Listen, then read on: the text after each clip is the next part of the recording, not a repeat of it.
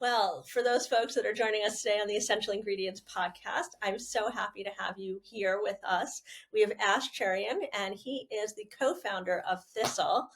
And I am so excited to bring you both Ash and his company because it is the essence of what I try to do is to bring a platform so that people can share their inspiring stories to build better for you food businesses. And this is exactly what I love to talk about. So, with that being said, Ash, for those not familiar with you or Thistle, maybe you can give them a brief intro. Absolutely, Justine. Thank you for having me. Excited to be here. Thistle has felt like it has existed for almost the entirety of my career. We've been around for 13 years, but I think a good place to start maybe is kind of how we decided to be on this journey in the first place. So, in a prior life, I had gone to law school and I was practicing mergers and acquisitions in a large firm in New York. And my co-founder, who's my wife, we're a married team. We were married back in 2012. She had received her PhD from Princeton in environmental science. She was working as a research scientist in New York at NYU. And I think the best way that I can describe those 4 years in New York as a lawyer was, if you boiled it all down, I was in the business of making rich people slightly richer. And and it didn't feel particularly great from a purpose standpoint. It was awesome from a financial and compensation standpoint. But it felt like there was this big gap in my life in terms of, am I doing something with the vast majority of my time every single day that meant something to me and was meaningful? And so about 2 years in, started to explore what are the areas that I felt most passionate about. And one area for me in particular was health, and specifically, what is the relationship between what we put in our body 3 times a day and both short, medium, and long-term health outcomes. And the reason that was important is I come from a family of physicians. My parents are doctors, my brother's a doctor. And in fact, if you go to my great grandmother, who lived to be 103, at the time of her death, we lost track at around 45 doctors that were her direct descendants. It's almost like she spawned a hospital, which is why she had lived so long. There's some good genes on that side, because my grandmother, who's still alive, is now 94. Her sister, or my grandmother's sister, is 96. It's like there's a lot of longevity. But I grew up having this conversation with my parents, and it would kind of go something like this. And they'd have this over and over again. Patient will come in suffering from, call it, the 10 most common reasons why someone in this country would ultimately get sick and perhaps die. Heart disease kills 1 in 3 people every single year, quickly followed by things like obesity, hypertension, stroke, diabetes, certain forms of stroke and cancer, all of which are heavily correlated to diet and exercise. Mhm. And the frustrating thing for a physician was, patient would come in, they get some medicine, but my parents would say, you have to make a change in your lifestyle. And without fail, that person would come back for their follow up, taking the medicine and done nothing to change. And that's because it's really hard. Totally. And fast forward from back in the 90s to, call it, 10 years ago, when Thistle was in its kind of infancy, the only difference was we now know that diet plays a disproportionately larger role in those outcomes relative to exercise. And at the same time, my wife Sherry was working as a research scientist, looking at the impact of everything from air pollution on global crop yields to policies that influence what people and the choices they make when it comes to food systems, and found that most climate scientists weren't talking about one of the biggest drivers of negative impact on sustainability, which is animal agriculture and the choices that every single person makes in terms of what we want to consume. And funny enough, the most sustainable diet from an environmental scientist standpoint was just to eat more plants, right? Vegetarian, vegan, but mostly plant based. And then similarly, from a healthcare standpoint, funny enough, the most conducive diet to both short and long term health was eating plant based. And so these twin generational problems pointed to one solution. And so when we were talking about what do we want to do with our lives together, we made two decisions. One, we knew we wanted to work together. Two, we thought, my God, if it all pointed to this one choice that we make every single day, is there a service that makes it insanely easy for people to access food that checks all of the boxes when it comes to health, and planetary health as well, but didn't sacrifice the thing that we knew was most important in any food product, which is taste. And so that was the kernel of the idea upon which we formed Thistle. Now, we had no prior food experience, we had no logistics experience, we had no manufacturing experience. But what we did have was what I think is the most important quality for any entrepreneur to have, which is just to be naive about how hard it is.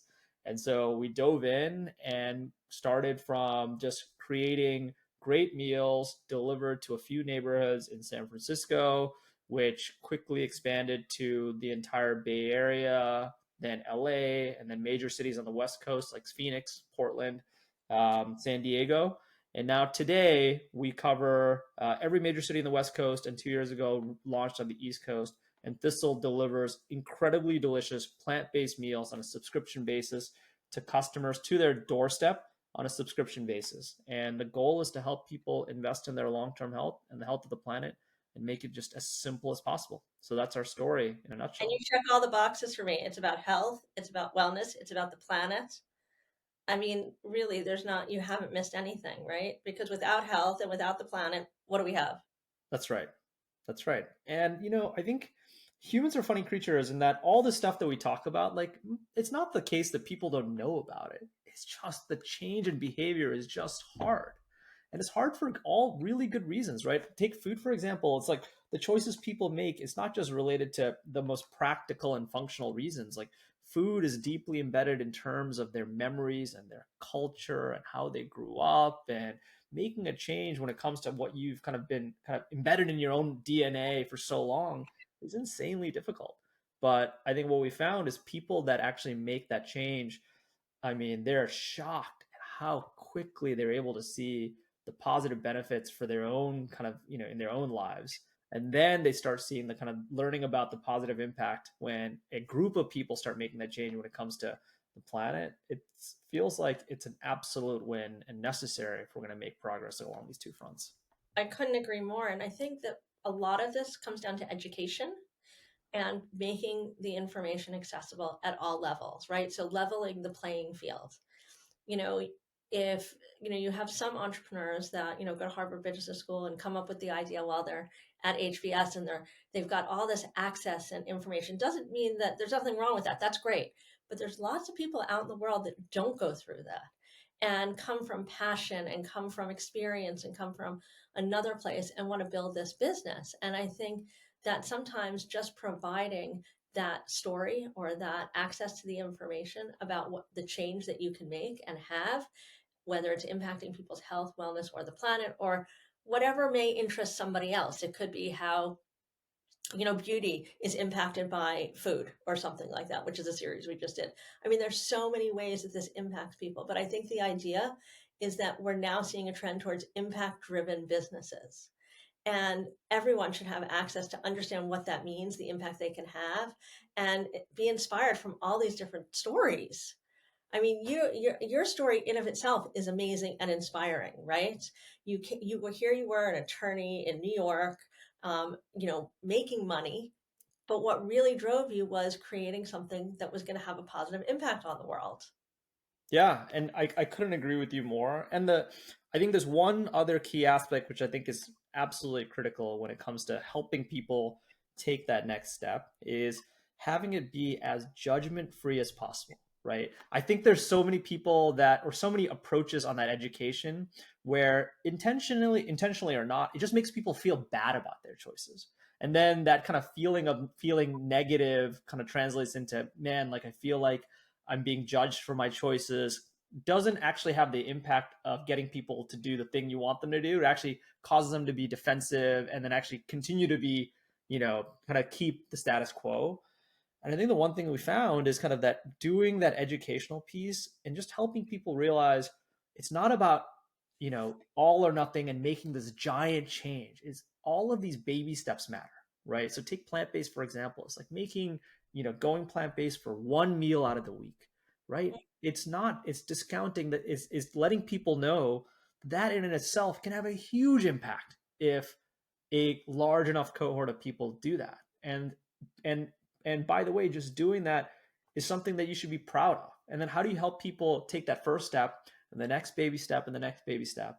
And then before you know it, kind of with the combination of information and support from companies and other brands that are doing the same, is funny enough, like humans ultimately end up able to make a huge amount of change over not that long of a period if done well. Yeah, no, and I also think, right, so many people have all these different diets that they're looking at and how to eat well and how much protein you should have. And so there's a lot of confusion. And I think it's really important to break down that confusion for people. And it's, understand, there's no right solution for everyone, right? There's the right one for you and the wrong one for you, but you can't have the right one for the wrong person. That's right. That's Right. absolutely right. So you can't, so you got to do what, works for you. And, if you break it down and you say, okay, well, I need this much protein, and then realize what you need, you have the ability to take one small step to make that possible. But I think because we look at these diets and these lifestyles that are for the general public and we don't take them for ourselves, it's a lot harder. And people are trying to be so perfect, to your point, where one small change. I mean, we can't make all of them. I'm never going to be, I can't, it's not me to be perfect. I just want to have my little niche in the world where I create a platform to give people the opportunity to share their stories, to inspire others to create change and more awareness and make more informed choices. That's what I've carved out for myself, right? And I think that if people can do the same with themselves, whether it's, I try to eat more plants and less meat, and I love meat and I love fish. Um, but I also realize that, what, I don't need as much to eat it. And I really do enjoy the vegetables.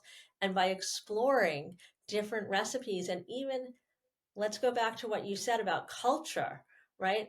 Culturally speaking, there's a lot of foods that when people go to remake them, it's challenging because years ago we made them in such unhealthy ways.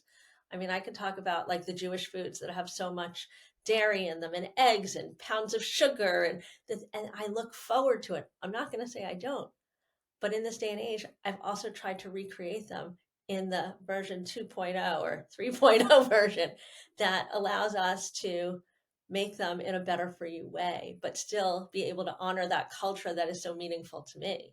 Yeah, and I think that goes back to that original point, which is ultimately food should be a celebration and not a sacrifice, right?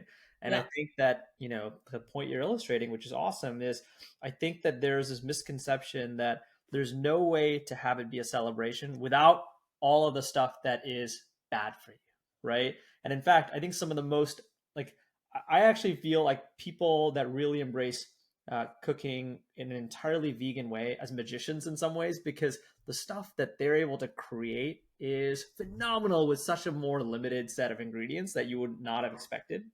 And ultimately, I think, and that comes down to what people care about. If it just tastes great, then they're not going to feel like they're missing something, right? And I think that's our job, is Yeah. just to do that. Well, here's a question for you, and it's not really about Thistle per se, but when people came up with what was it called?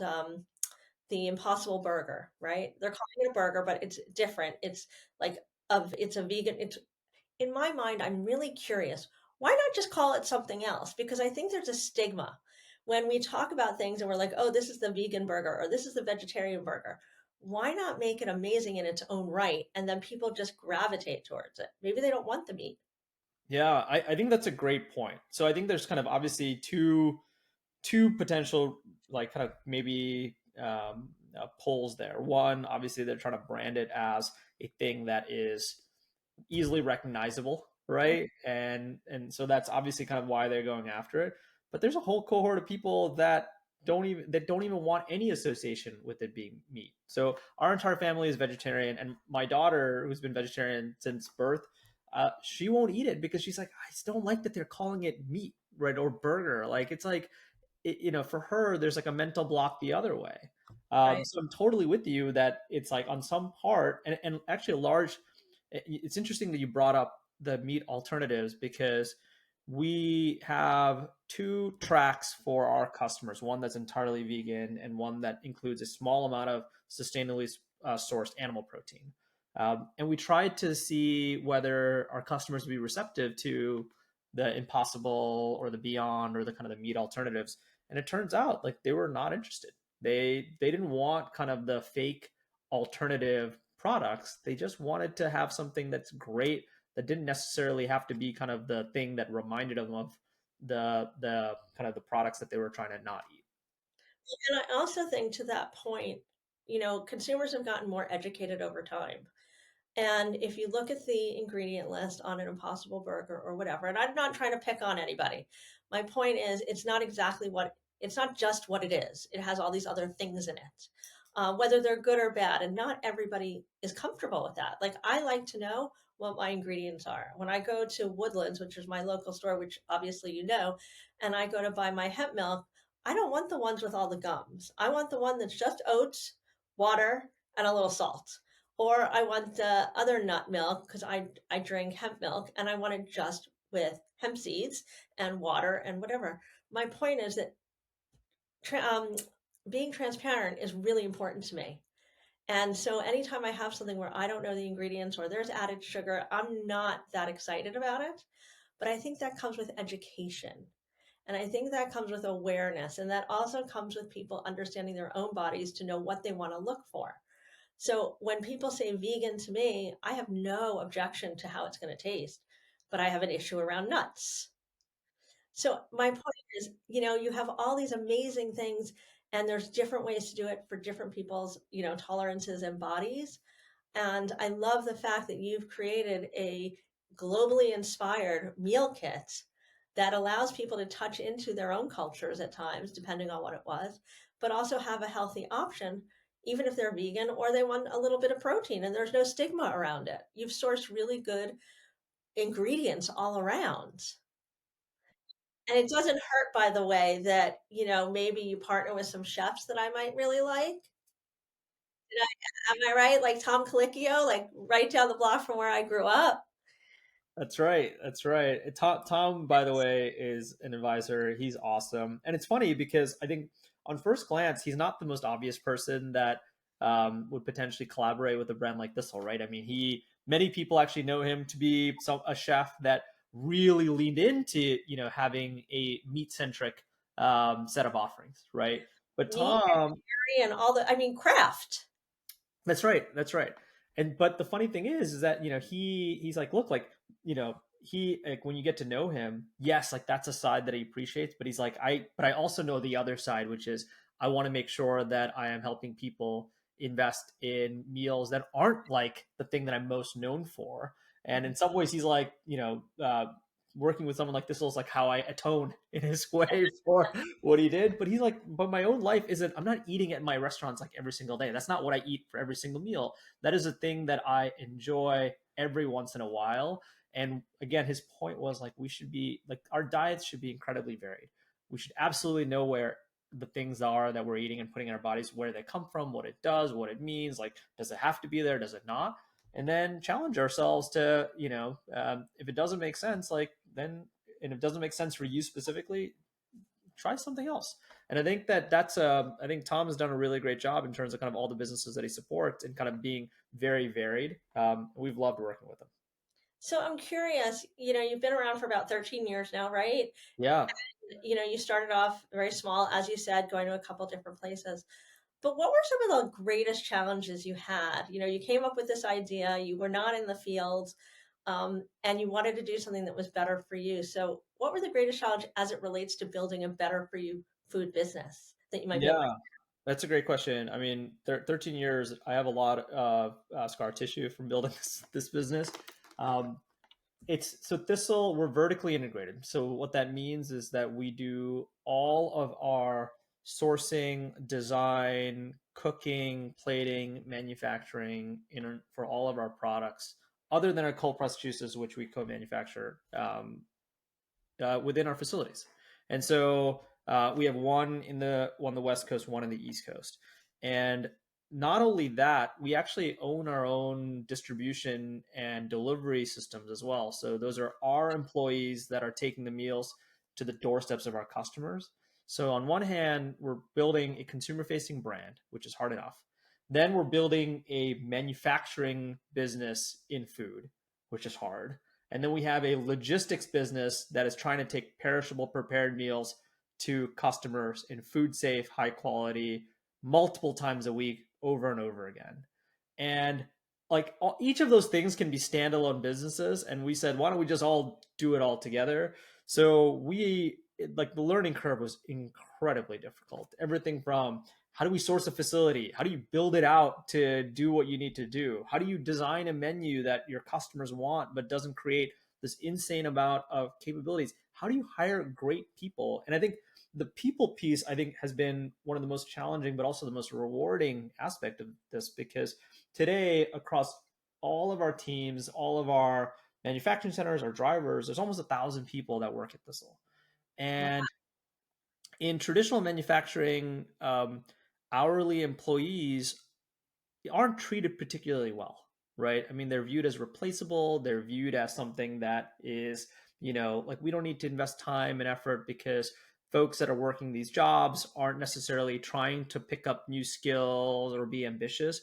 And nothing can be further from the truth. And what we found is that if you give people the exact same things that just feel absolutely normal for a job, which is a manager that respects them, mentorship, and really understanding what is it that you're trying to work towards in your career. Can we actually help you understand why the things you're doing are important from a customer standpoint? And then embolden and empower you with choice and creativity, not necessarily saying these are the 100 things you absolutely have to do, but giving them a sense of this is why it's important to have this type of quality and this outcome for the customer. And if you really buy into that, we're going to give you the freedom to make the 500 small decisions every single day that allow you to create a great product. If you can build that culture, then like ultimately that is what results in a great product when it comes to candidly any industry, but in our world.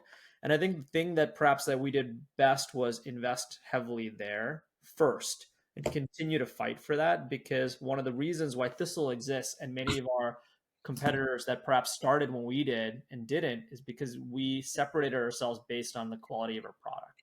And that was entirely because of great folks on the line that helped us create these meals, deliver them, and make sure the customer experience was great.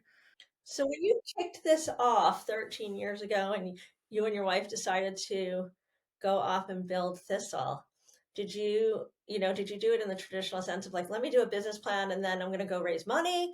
Did you say, let me just bootstrap it? Let's bootstrap this. Let's figure this out together. What was the initial idea and then how did it change? Yeah, so I think the initial idea, like on day one, was can we just create a great product in food that people liked? So the first thing that we tried was let's do a line of cold pressed juices. And so we had no place to manufacture it. And so what we did was, it sounds kind of crazy, but we walked around food facilities in the East Bay, just what we thought were places that people were manufacturing things, knocked on doors and found someone that was making a juice like product. It's called a shrub. It's basically a cocktail mixer with sugar and vinegar. And we realized that actually like they have the right equipment we needed to make cold pressed juices. So we said, hey, you are operating within the hours of 6 a.m. and 6 p.m. Can we sublet your facility from 6 p.m. to 6 a.m., work the graveyard shift? And that'll give you some extra income and allow us to have an asset light way of getting a product to market. And that was how we got our first product out. So one, we worked the graveyard shift. And then we went to restaurants in San Francisco that were not open for lunch and said, hey, you have this space that's not activated during the day. Can we set up a pop up location to sell our juices during the daytime when you're not open? That'll bring awareness to you for people walking by. We'll give you a share of our profit, but that'll allow us to get a product to market. That's how we literally had our first set of sales. Wow. Um, And as you're doing that, why did you, or not pivot, but you decided to go intentionally, I imagine, to, direct to consumer versus opening a store?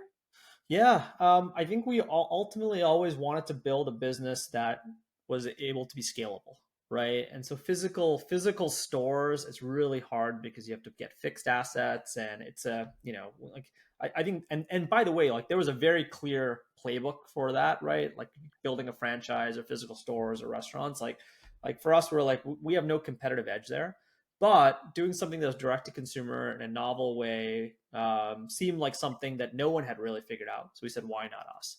And so, where we quickly pivoted into food was people just loved these products that were bringing market. People love the juices for us. Well, if they like these cold pressed juices, maybe we can come up with food that we would also want to eat ourselves, wished existed, and add that to the offering. And we did. People started buying those.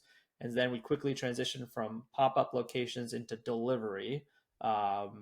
Did I worked as a delivery driver for the first year plus. Sherry worked dispatch. We put up a site that seemed like it was automated, like it was a Squarespace site where people came in, pressed an order, they got a text notification, they could track, and none of it was automated. It was all of us doing manual, like we were all doing manual work. It was like imagine seeing a Ferrari, but then opening the hood, it was like a hamster running inside. Like that's kind of what it was like. But we did that to get proof of concept, validate that people actually liked it. You asked the question of like how do we fund it? Like we put our savings into it. Like we had built up a cash reserve. We weren't paying ourselves, and this terrifying thing was we saw all of our savings effectively go to zero. Um, like raised a little bit of capital from friends and family, and then just kind of just built slowly along the way. And then ultimately in 2020, we took our first round of venture financing. We did a Series A, but by then, that was 7 years into it. But I think kind of the more you can show and more you can build, um, gives people confidence that there's something real there. And when you did take financing in the end, did that change anything for you? Did it change anything for the business and things that you were able to do when you were was just you guys and you didn't take in any money? Yeah, so there's obviously the positive in that capital allows you to do things like get a proper manufacturing facility, right? So instead of having to be like leasing shared space, for example, we were able to finally get our first facility with our own equipment, which was great. So you end up having more resources. But then the flip side is now you have this pressure to go deliver upon the promise upon which you raise capital, right? Is obviously people aren't just giving you the money out of the goodness of their heart. They clearly care about your purpose, but now you have all of this pressure to make sure that you build this business and make forward progress so that you can continue to survive. And I think the scariest part of our business is like every time our business grew, like in the back of my head, you wake up in the morning, you're like, if this fails, like now I'm disappointing this number of people. And then like 6 months from now, I'm like, that number is 25% larger. I'm gonna like that. Those people are counting on us to put food on their table, to earn a living. It's a terrifying thought. That was what I thought when you told me there was 1,000 people. I was like, oh my God, what a responsibility. Well, I view it as a privilege. I hopefully like we're good shepherds here of creating a company that people want to be at and enjoy. But yeah, it's terrifying. Like it's one thing to fail and have it just be the two of like myself and Sherry. I'm like, you know what, like that's great. Like we signed up for it. We knew what the risks were, but um, fear of disappointing not just ourselves but all the people that believed in us and joined us on our journey. Um, it's a tremendous motivator to get up, look in the mirror, and say, "Today's not the day I quit." Right. Yeah, totally. Wow. So you guys have come a long way. So what would you share with other founders that are on this journey from any mistakes or turns that may you look at today you would do differently? I mean, mistakes are mistakes, and I think mistakes are part of the journey. So I don't want to look at them as a negative thing. But what things did you experience that maybe now that you experience them, you could offer some sage advice to those folks so that they may be a little bit more aware or informed? Yeah. Well, kind of going back to your original question on whether we have a business plan, I think you can over engineer things like a business plan. I think there's no substitute for just going out and just trying things, right? That's the best, most kind of fastest way you can learn, because whatever you assume to be the case is almost certainly going to be wrong. Right. So that's one. So just focus on just getting out and in the most asset light way and as fast as possible, get a proof of concept out, even if you're embarrassed by it. Like, believe me, like that is a blessing because you'll get real customer feedback and then you'll improve and perhaps prevent yourself from making a mistake if you had overthought it.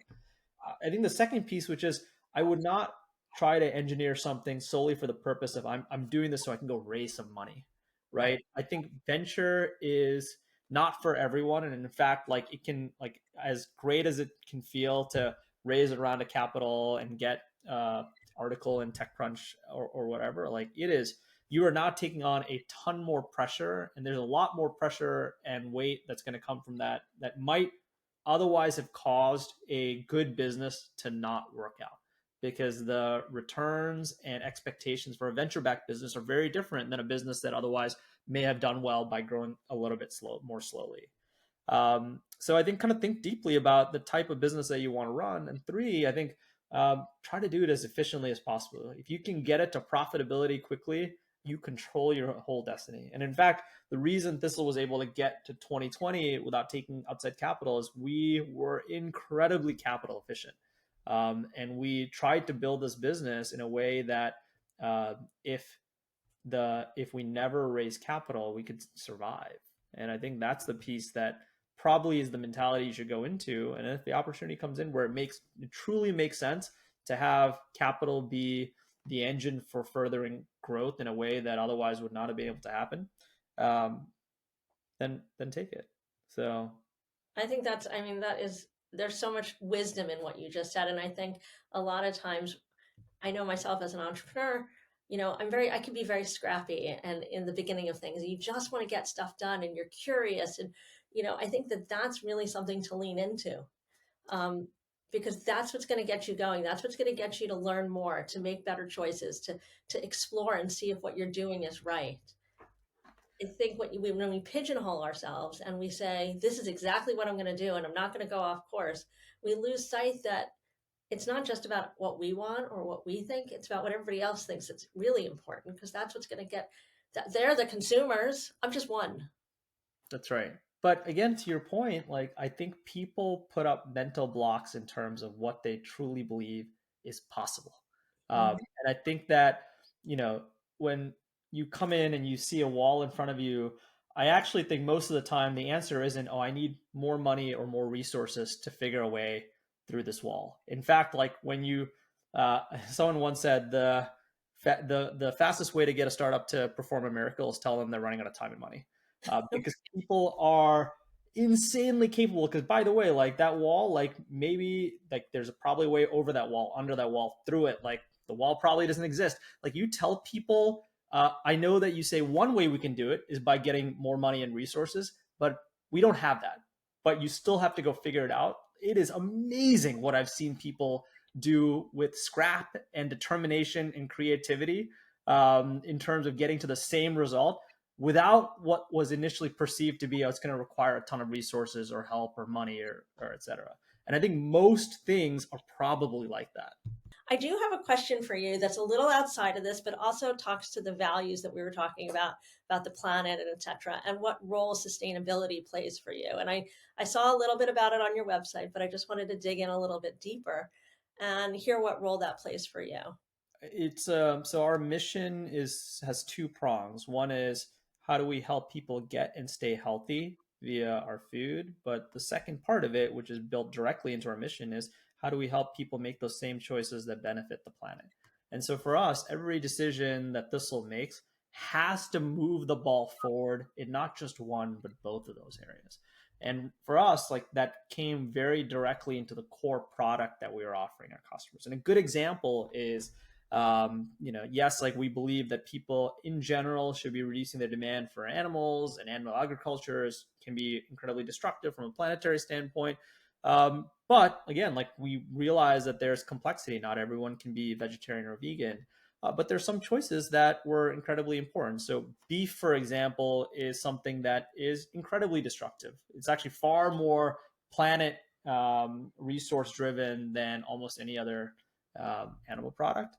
And that's not something that we actually serve in any of our meals. And that was a tough choice for us, because our customers, want things that are high in protein and they want clean ingredients, but that did not check the sustainability box for us. And so I think it's actually really important, that if that's something that's a clear stated value, that means there are team members that have joined you on your journey because that's an important value for them. Their customers have signed on with you because it's an important value for them. Could we make more money if we, like using that example, if we introduced, beef as an option? Absolutely, we could. 100% we could. but it would not be living up to our mission and our values and things that we care about. And I think the best thing that in having, my co-founder Sherry have that be her passion or background is that's how she keeps us honest. And by looking at it through those lenses, it can make sense on all of the other aspects of the business. But if you waver on that, then you lose your way pretty quickly. Yeah, I could not agree more. And I think that building sustainability into it in a way that's meaningful to you, but also attainable, because we can't be everything to everyone. We have to just be who we are for what we are. And, as long as we make our objectives clear, because I think sometimes we get overwhelmed thinking we have to do everything. That's right. And it's overwhelming and it's scary and it feels like you're just going to fail, because you are going to fail if that's your expectation. But if you change your expectation and you say, okay, I just want to give people the opportunity to be healthier, and for us not to create, to offer sustainable food.